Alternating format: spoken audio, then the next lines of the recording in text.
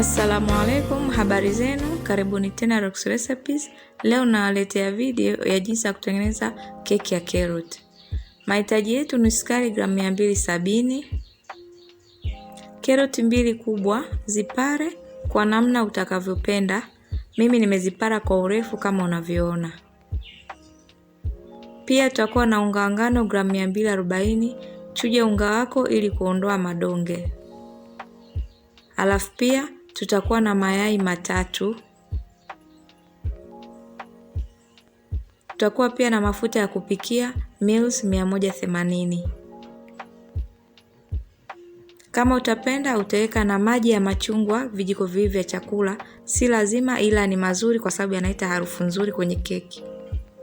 Alafu pia tutakuwa na baking powder kijiko kimoja cha chakula. Hatua ya kwanza, kwenye bakuli kubwa weka mayai yako na utatumia hand mixer au mchapio kupiga mayai yako mpaka alete povu kama unavyoona.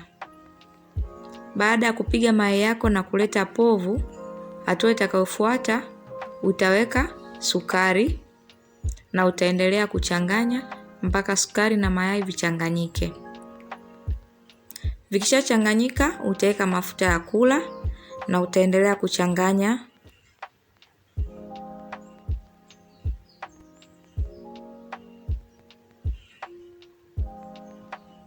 Hatua inayofuata utaweka maji ya machungwa kama utatumia, kisha utachanganya tena. Halafu utaweka zile karoti ulizopara na uchanganye tena. Karoti zikishachanganyika vizuri, chukua baking powder kijiko kimoja cha chakula, weka kwenye unga na uchanganye. Halafu weka unga nusu kwenye mchanganyiko wa mayai na utumie mchapio kuchanganya unga wako na kuhakikisha madonge yote yameisha. Madonge yakiisha, malizia na mchanganyiko wa mwisho, changanya na uandae pani yako ya kuokea. Uweke mchanganyiko wako na uoke kwenye oven ulioipasha moto kwa moto wa 180 centigrade kwa dakika 40 mpaka 45, na baada ya hapo keki yako itakuwa tayari. Kama upenda video hii, like, share na marafiki na pia subscribe kwenye channel. Pia acha comment hapo chini kwani ni muhimu sana kwa maendeleo ya channel yangu.